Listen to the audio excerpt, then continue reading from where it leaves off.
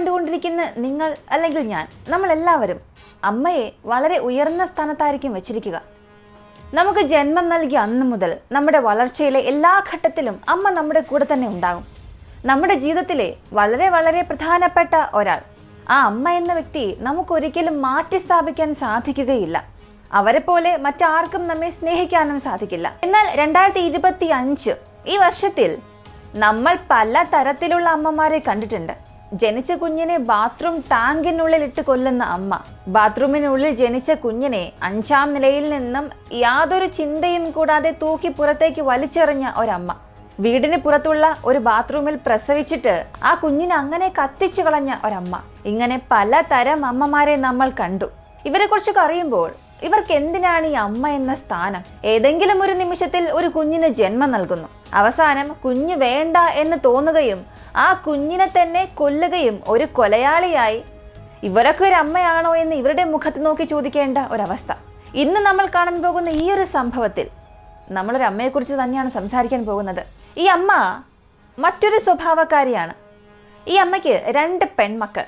ഒരു മകൾക്ക് 16 വയസ്സ്, മറ്റേ മകൾക്ക് 17 വയസ്സ്. ഈ അമ്മ തൻ്റെ 2 പെൺമക്കളോടും ചെയ്ത വഞ്ചന എന്താണ്? സ്വന്തം ആഗ്രഹങ്ങൾക്ക് വേണ്ടി ഈ അമ്മ 2 മക്കളോടും കാണിച്ച ക്രൂരത എന്താണ്? അങ്ങനെ എന്ത് സംഭവിച്ചു എന്നുള്ളത് ഈ വീഡിയോയിലൂടെ അറിയാം.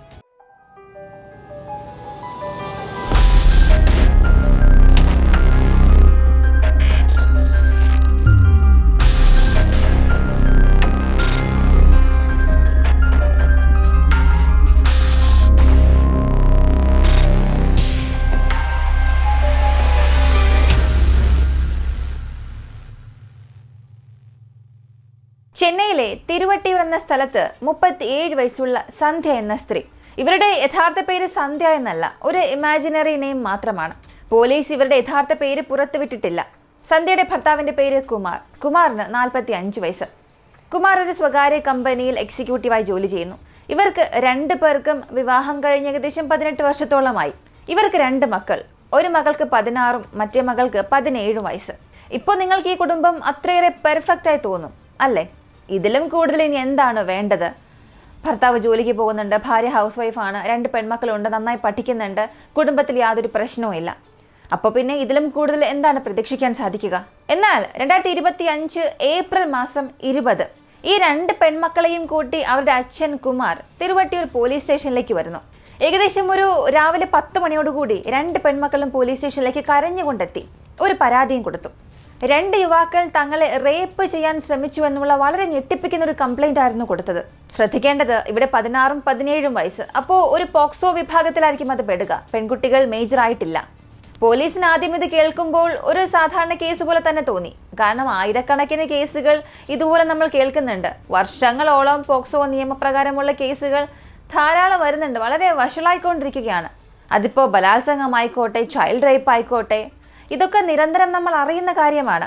അപ്പോൾ ഈ കാറ്റഗറിയിൽ പെടുന്ന കേസ് തന്നെയായിരിക്കും ഇത്. അപ്പോൾ പിന്നെ ആരാണ് 2 യുവാക്കൾ എന്ന് ചോദിച്ചു.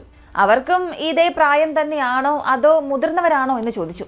അതിൽ ഒരാളുടെ പേര് മുഹമ്മദ് റഫീഖ്, അവന് 28 വയസ്സ്. മറ്റൊരാളുടെ പേര് അബ്ദുൽ കലാം. പേര് തന്നെ ഒന്ന് ശ്രദ്ധിക്കുക, അബ്ദുൽ കലാം. ആ പേരിനും വ്യക്തിക്കും യാതൊരു ബന്ധവുമില്ല. അപ്പോൾ ഒരു പേര് വെച്ചുകൊണ്ട് ഒരു വ്യക്തിയുടെ സ്വഭാവം നമുക്ക് ഊഹിച്ചെടുക്കാനേ സാധിക്കില്ല. അച്ഛനും അമ്മയും നമുക്കൊരു പേര് നൽകും, പക്ഷേ അവസാനം അവർ എന്തായി തീരുന്നു എന്നുള്ളതിലായിരിക്കും അവരുടെ വ്യക്തിത്വം അടങ്ങിയിരിക്കുക. ഈ അബ്ദുൽ കലാം, ഇവൻ 28 വയസ്സ്. ഇവർ 2 പേരുമാണ് ഈ 2 പെൺകുട്ടികളെയും റേപ്പ് ചെയ്യാൻ ശ്രമിച്ചത്. പോലീസിന്റെ അന്വേഷണത്തിൽ അവർ ചോദിച്ച അടുത്ത ചോദ്യം, 2 പേരും നിങ്ങളെ റേപ്പ് ചെയ്യാൻ ശ്രമിച്ചു എന്ന് നിങ്ങൾ പറയുന്നുണ്ട്. ഇതിനു മുൻപ് നിങ്ങളെ ഇവർ കണ്ടിട്ടുണ്ടോ? എപ്പോഴെങ്കിലും നിങ്ങളെ ശല്യം ചെയ്തിട്ടുണ്ടോ? സ്കൂളിൽ വരുമ്പോഴാണോ പോകുമ്പോഴാണോ നിങ്ങൾ ഇവരെ കണ്ടത്? ഇങ്ങനെ ചോദ്യങ്ങൾ ചോദിക്കാൻ തുടങ്ങി. ഇങ്ങനെയുള്ള ചോദ്യങ്ങൾ ചോദിക്കാൻ കാരണം ഇവർ സ്കൂളിൽ പഠിക്കുന്ന കുട്ടികളാണ്. അപ്പോൾ ഇവർക്ക് ഇങ്ങനെ ഒരു സംഭവം നടന്നുവെന്നുണ്ടെങ്കിൽ ഒന്നുകിൽ സ്കൂൾ വിട്ട് വീട്ടിലേക്ക് വരുമ്പോൾ, അല്ലെങ്കിൽ വീട്ടിൽ നിന്നും സ്കൂളിലേക്ക് പോകുമ്പോൾ, ഇങ്ങനെയുള്ള സമയങ്ങളിൽ മാത്രമേ സംഭവിച്ചിരിക്കാൻ സാധ്യതയുള്ളൂ. അതുകൊണ്ട് തന്നെ ഈ 2 പേരും ഈ പെൺകുട്ടികളോട് ഏത് സമയം, എപ്പോ, മറ്റേതെങ്കിലും രീതിയിൽ എങ്ങനെയെങ്കിലും തെറ്റായി പെരുമാറിയിട്ടുണ്ടോ, ഇങ്ങനെ തുടരെ ചോദ്യം ചോദിക്കാൻ തുടങ്ങി. ഇപ്പോൾ പെൺകുട്ടികൾ കാര്യം പറയാൻ തുടങ്ങി. മുഹമ്മദ് റഫീഖ് ഒരു ഓട്ടോ ഡ്രൈവറാണ്. ഇടയ്ക്കിടയ്ക്ക് എന്നെ സ്കൂളിൽ ഡ്രോപ്പ് ചെയ്തിട്ടുണ്ട്. എന്നാൽ അയാൾ എന്നോട് മോശമായി പെരുമാറാൻ ശ്രമിക്കുമെന്ന് ഞാൻ ഒരിക്കലും ചിന്തിച്ചിട്ടേയില്ല. അടുത്തത് അബ്ദുൽ കലാം. അയാൾ ആരാണെന്ന് പോലും ഞങ്ങൾക്കറിയില്ല. ഇനി അടുത്ത പോലീസ് ചോദിച്ചത്, റേപ്പ് ചെയ്യാൻ നിങ്ങളെ ശ്രമിച്ചു. എങ്ങനെയാണ്? നിങ്ങളെ കിഡ്നാപ്പ് ചെയ്തുകൊണ്ട് പോയതാണോ? എവിടെയാണ് ഇങ്ങനെ സംഭവിച്ചതെന്നും ചോദിച്ചു. ഇതിനാ കുട്ടികൾ പറഞ്ഞ മറുപടി പോലീസിനെ കൊണ്ട് വിശ്വസിക്കാൻ സാധിച്ചില്ല. സ്വന്തം വീടിനുള്ളിൽ, സ്വന്തം മുറിക്കുള്ളിലാണ് ഇങ്ങനെയുള്ള സംഭവങ്ങൾ നടന്നത്. ഇതവരെ കൊണ്ട് വിശ്വസിക്കാൻ സാധിച്ചില്ല. എങ്ങനെയാണ് നിങ്ങളുടെ വീടിനുള്ളിലേക്ക് അവർ വന്നത്? ആരെങ്കിലും സഹായിച്ചതാണോ, അല്ലെങ്കിൽ ബലം പ്രയോഗിച്ച് അകത്തേക്ക് കടന്നതാണോ? ഈ ചോദ്യങ്ങൾക്കുള്ള ഉത്തരം ലഭിക്കുന്നതിന് മുൻപ് തന്നെ പോലീസിന്റെ അന്വേഷണത്തിൽ ഈ രണ്ടുപേരെയും അറസ്റ്റ് ചെയ്യുന്നു. അവരുടെ വീട്ടിലേക്ക് തന്നെ ചെന്ന് പോക്സോ കേസിന് കീഴിൽ ഇവരെ അറസ്റ്റ് ചെയ്തു. പോലീസ് സ്റ്റേഷനിലേക്ക് കൊണ്ടുവന്ന് അവരോട് ചോദ്യം ചെയ്യാൻ തുടങ്ങി. ഇപ്പോഴാണ് പോലീസിന് വളരെ ഞെട്ടിപ്പിക്കുന്ന കൂടുതൽ വിവരങ്ങൾ ലഭിച്ചത്. ആദ്യത്തെ കാര്യം, അതെ, ഞങ്ങൾ തന്നെയാണ് ഇത് ചെയ്തത് എന്ന് അവർ സമ്മതിച്ചു. നിങ്ങൾക്കും ആ പെൺകുട്ടികൾക്കും എന്ത് ബന്ധമാണ്? ഇത് ചെറിയ കുട്ടികളല്ലേ, നിങ്ങൾ എന്തിനാണ് ഇങ്ങനെ ചെയ്തത് എന്ന് ചോദിച്ചു. ഇതിനിവർ പറഞ്ഞത്, സാർ, ഞങ്ങൾ വീടിനുള്ളിലേക്ക് ബലം പ്രയോഗിച്ച് കയറിയതോ ആരും അറിയാതെ കയറിയതോ ഒന്നുമല്ല. ഞങ്ങൾ കൃത്യമായ അനുവാദത്തോടു കൂടി തന്നെയാണ് വീടിനുള്ളിലേക്ക് കയറിയത് എന്ന് ധൈര്യത്തോടു കൂടി പറഞ്ഞു. ഇത് കേട്ടപ്പോൾ ഒരുപക്ഷെ പെൺകുട്ടികൾ തന്നെ ഇവരെ വീടിനുള്ളിലേക്ക് വിളിച്ചു വരുത്തിയിട്ട് ഇവിടെ നാടകം കളിക്കുകയാണോ എന്ന് പോലും പോലീസ് ചിന്തിച്ചു പോയി.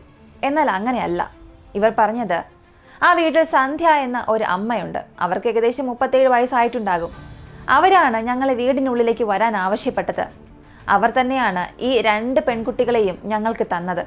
അതിനാവശ്യമായ പണം പോലും ഞങ്ങൾ സന്ധ്യയ്ക്ക് നൽകിയിട്ടുണ്ടല്ലോ എന്നിവർ പറയുമ്പോഴാണ് പോലീസിന് പോലും വലിയ ഞെട്ടലായത്. സ്വന്തം അമ്മയാണോ ഇതിന് കാരണം? ഉടൻ തന്നെ സന്ധ്യ അറസ്റ്റ് ചെയ്യുന്നു. തുടർന്ന് അവരെയും ചോദ്യം ചെയ്യാൻ തുടങ്ങി.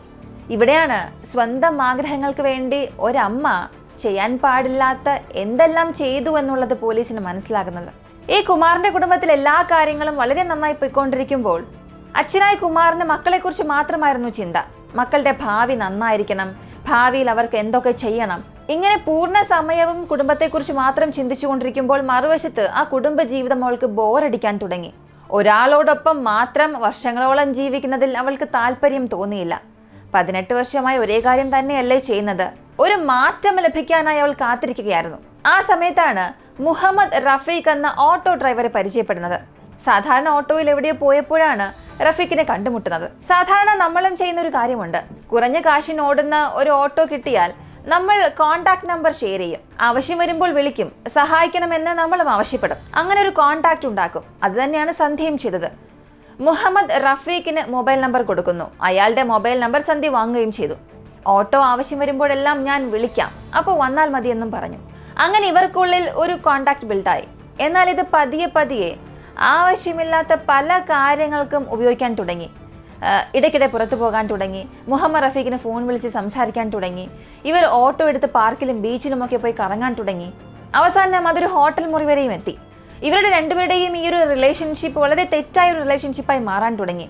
മുഹമ്മദ് റഫീഖിന് നന്നായി തന്നെ അറിയാം, അവർക്ക് 37 വയസ്സുണ്ട്, വീട്ടിൽ 2 പെൺമക്കളുണ്ട്, വിവാഹം കഴിഞ്ഞൊരു സ്ത്രീയാണ്. എല്ലാം അറിഞ്ഞിട്ടുകൂടിയും അയാൾ ഈ ഒരു ബന്ധം മുന്നോട്ട് കൊണ്ടുപോയി. ഇതേ കാര്യം സന്ധ്യയ്ക്കും അറിയാം. തനിക്കൊരു കുടുംബമുണ്ട്, കുട്ടികളുണ്ട്, കാര്യങ്ങളെല്ലാം അറിഞ്ഞു തന്നെയാണ് അവളും ഈ തെറ്റ് ചെയ്തത്. ആർക്കും അറിയാതെ വളരെ രഹസ്യമായി ഈ ബന്ധം മുന്നോട്ട് കൊണ്ടുപോയി. വീട്ടിലുണ്ടായിരുന്ന കുമാറിന് ഇക്കാര്യങ്ങളൊന്നും അറിയില്ല. മാസങ്ങൾ ഇങ്ങനെ കടന്നുപോയി. ഒരു 6-7 മാസം കഴിഞ്ഞപ്പോൾ മുഹമ്മദ് റഫീഖിന് ബോറടിക്കാൻ തുടങ്ങി. എത്ര ദിവസമാണ് ഇങ്ങനെ മറഞ്ഞൊരു ബന്ധത്തെ കൊണ്ടുപോവുക? അതും എല്ലാ ദിവസവും ലോഡ്ജിൽ പോകാനൊന്നും പറ്റില്ല. അവിടെ ചെന്ന് പണം കൊടുക്കാൻ വയ്യ. ഓട്ടോ ഓടി കിട്ടുന്ന കാശെല്ലാം കൊണ്ട് ലോഡ്ജിൽ കൊടുക്കാൻ പറ്റില്ലല്ലോ. അതിനാൽ ഞാൻ വീട്ടിലേക്ക് തന്നെ വരാമെന്ന് ഇയാൾ സന്ധ്യയോട് പറഞ്ഞു. സന്ധ്യയും അതിനെ സമ്മതിച്ചു. തുടക്കത്തിൽ ഒരല്പം ഭയം തോന്നിയിരുന്നു. എന്നാൽ പിന്നീട് അവൾ ചിന്തിച്ചു, ഞാൻ എന്തിനു ഭയപ്പെടണം? ഞാൻ അയാളുമായി ഒരു ബന്ധത്തിലാണ്. എന്തായാലും അയാളുടെ കൂടെ തന്നെയാണ് ജീവിക്കാനും പോകുന്നത്. പിന്നെ എന്തിനു ഞാൻ ഭയപ്പെടണം? അങ്ങനെ ഈ മുഹമ്മദ് റഫീഖിന് ഇടയ്ക്കിടെ വീട്ടിലേക്ക് വരാൻ സന്ധ്യ തന്നെ ആവശ്യപ്പെട്ടു. സ്വന്തം മക്കൾ വീട്ടിലുള്ളപ്പോൾ തന്നെ ഒരമ്മ ചെയ്യുന്ന പ്രവൃത്തിയാണിത്. ഒരു ഘട്ടത്തിന് ശേഷം ഈ ഓട്ടോ ഡ്രൈവർ ഇടയ്ക്കിടെ വീട്ടിലേക്ക് വരുന്നത് ഈ പെൺമക്കൾ ശ്രദ്ധിക്കുന്നു. അമ്മയോട് വളരെ അടുത്ത് തന്നെ സംസാരിക്കുന്നുണ്ട്. ഇവർക്കൊരൽപ്പം സംശയം തോന്നി. പക്ഷെ അതത്ര കാര്യമാക്കിയില്ല. അവർ അവരുടെ പഠനത്തിൽ മാത്രം ശ്രദ്ധ കേന്ദ്രീകരിച്ചു.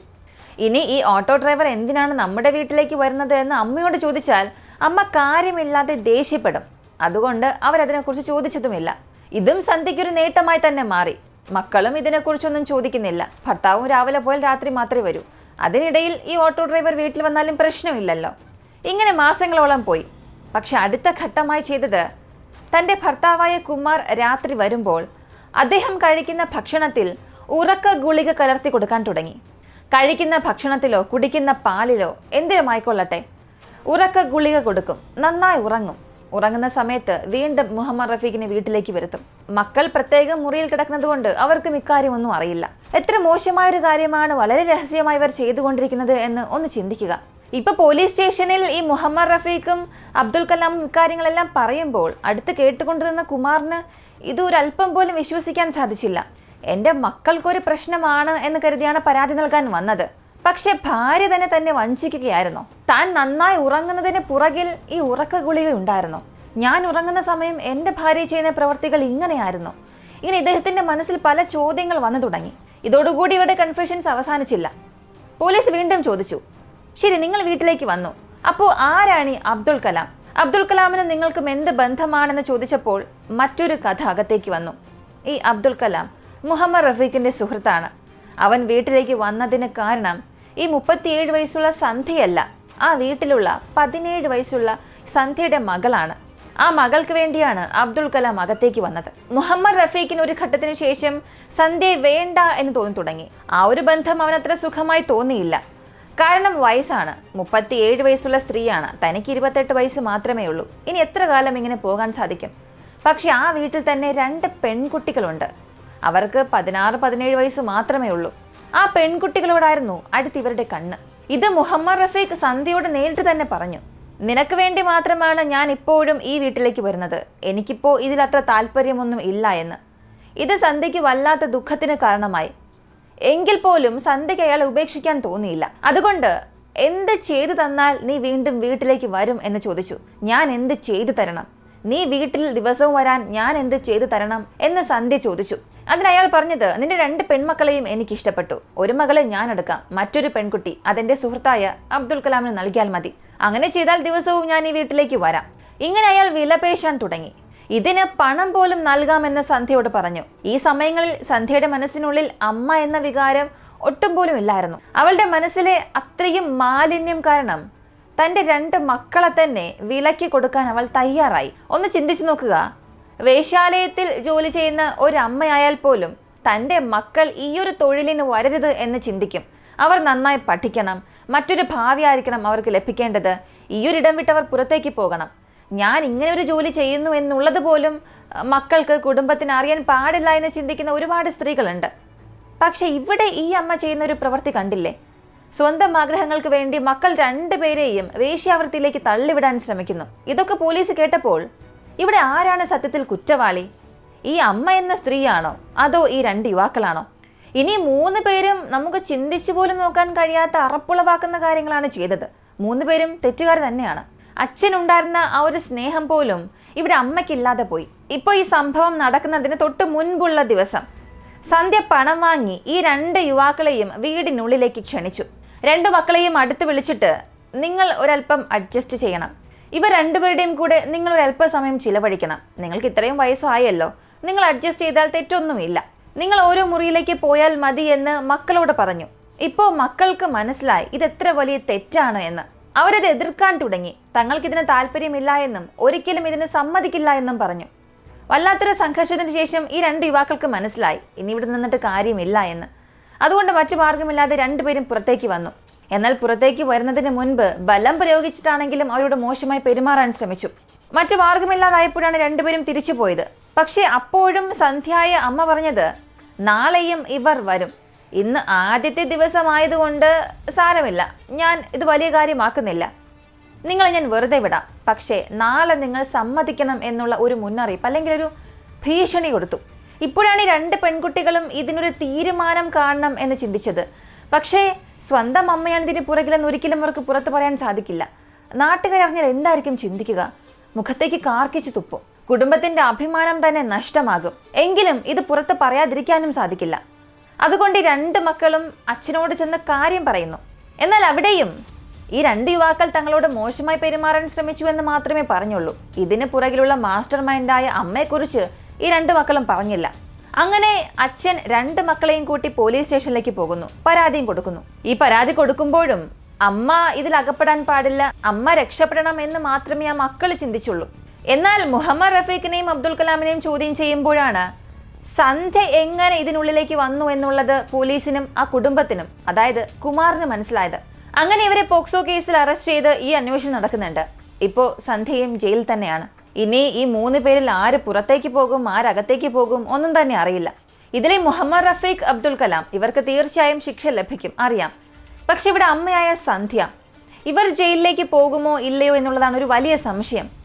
കാരണം വീട്ടിലുള്ളവർ തന്നെ അവരെ രക്ഷിക്കാനുള്ള സാധ്യതയുമുണ്ട്. ഇനി അടുത്ത വശത്ത് കോടതിയിലേക്ക് കേസ് പോകുമ്പോൾ സന്ധ്യ തന്നെ മാറ്റി പറയാനുള്ള സാധ്യതയുമുണ്ട്. എനിക്കൊന്നും അറിയില്ല, ഞാൻ ഇതിനൊക്കെ എതിർത്തതാണ്, വേണ്ട എന്നാണ് ഞാനും പറഞ്ഞത്, എന്നെയും ഇവർ ഭീഷണിപ്പെടുത്തിയതാണ്, ഇങ്ങനെയൊക്കെ കഥ മാറ്റി പറയാനും സാധ്യതയുണ്ട്. എന്തായാലും ഈ ഒരു കേസ് ഇപ്പോഴും നടക്കുകയാണ്. ഇവർക്ക് എന്ത് ശിക്ഷ ലഭിച്ചു, ഇതിൽ ആരാണ് പുറത്തേക്ക് വന്നത്, അപ്ഡേറ്റ് വന്നാൽ തീർച്ചയായും നിങ്ങളെ അറിയിക്കുന്നതായിരിക്കും. ഈ ഒരു സംഭവത്തിന്റെ തുടക്കത്തിൽ തന്നെ ഞാനൊരു കാര്യം പറഞ്ഞിരുന്നു. 2025 ഈ ഒരു വർഷത്തിലെ എല്ലാ അമ്മ കാറ്റഗറിയും നമ്മൾ അറിഞ്ഞതാണ്. ഇപ്പോൾ നമ്മൾ അറിഞ്ഞ ഈ ഒരു അമ്മ നിങ്ങൾ ഏത് കാറ്റഗറിയിലാണ് പെടുത്തുക? താൻ ഇഷ്ടപ്പെടുന്നയാൾ തൻ്റെ കൂടെ ആയിരിക്കണം എന്നുള്ളതിന് വേണ്ടി സ്വന്തം മക്കളെ പോലും വിൽക്കാൻ ശ്രമിക്കുന്ന ഒരമ്മ, ഒട്ടും മടിയില്ലാത്തൊരമ്മ. ഇത്രയും വൃത്തികെട്ടൊരു കാര്യം ചെയ്തൊരു അമ്മയെ നമുക്ക് ഏത് കാറ്റഗറിയിൽ പെടുത്താൻ സാധിക്കും? സത്യത്തിൽ എനിക്കത് മനസ്സിലാകുന്നേ ഇല്ല. ഇനിയൊരു പുതിയ കാറ്റഗറി നമ്മൾ എടുത്താൽ മാത്രമേ ഉള്ളൂ. ഇതുപോലുള്ള സ്ത്രീകൾ എനിക്ക് കുടുംബം വേണ്ട, കുട്ടികൾ വേണ്ട എന്നൊക്കെ തോന്നുകയാണെങ്കിൽ ദയവ് ചെയ്ത് നിങ്ങൾ അകന്നു പോവുക. ഈ ഒരു പാത തിരഞ്ഞെടുക്കാതിരിക്കുക. ഇനിയൊരു കുടുംബവും കുട്ടികളുമായി ഇനി എന്ത് ചെയ്യാൻ കഴിയും, തലവിധിയാണ് എന്നൊക്കെ നിങ്ങൾ ചിന്തിച്ചാലും നിങ്ങളുടെ അവസ്ഥ കുടുംബത്തോടൊന്ന് പറയുക. എന്നിട്ട് നിങ്ങൾക്ക് ഇഷ്ടമുള്ള ജീവിതം എന്താണോ ആ രീതിയിലേക്ക് പോവുക. മറ്റുള്ളവരെ എന്തിനാണ് ബുദ്ധിമുട്ടിപ്പിക്കുന്നത്? ഒറ്റയ്ക്ക് പോയി നിങ്ങൾക്ക് ഇഷ്ടമുള്ളതുപോലെ നിങ്ങൾക്ക് ജീവിക്കാം. എന്നാൽ അതൊന്നും ചെയ്യാതെ കുടുംബത്തിലുള്ള വ്യക്തികളെ, നിങ്ങളെ സ്നേഹിക്കുന്നവരെ, നിങ്ങളെ അത്യധികം വിശ്വസിക്കുന്ന വ്യക്തികളെ തന്നെ ഇരയാക്കണമെന്ന് ചിന്തിച്ചാൽ ആ ചെയ്യുന്ന പാപം ജീവിത അവസാനം വരെയും നിങ്ങളുടെ ജീവിതത്തെ ഇങ്ങനെ ചുറ്റിക്കൊണ്ടിരിക്കും. സ്വന്തം മക്കളെ മറ്റുള്ളവർക്ക് വിറ്റു എന്നുള്ള ദുഷ്പേര് ജീവിത അവസാനം വരെയും സന്ധ്യയുടെ കൂടെ ഉണ്ടാകും. ഇപ്പോൾ ഈ ജയിലിലായിരിക്കുമ്പോൾ പോലും അവൾ ഇതൊക്കെ ചിന്തിച്ച് ദുഃഖിക്കുന്നുണ്ടോ, സ്വന്തം തെറ്റ് മനസ്സിലാക്കുന്നുണ്ടോ എന്ന് പോലും അറിയില്ല.